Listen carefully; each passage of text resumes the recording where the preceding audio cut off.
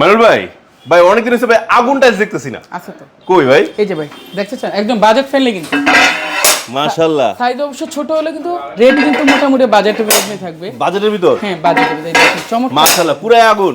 একদম পুরো একদম সিডি পাথর। এটা একদম লাভা কোয়ালিটি। লাভা।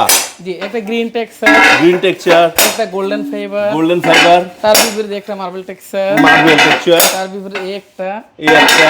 আপনি দেখেন ফাইবার দেখেন একটা ডিজাইন।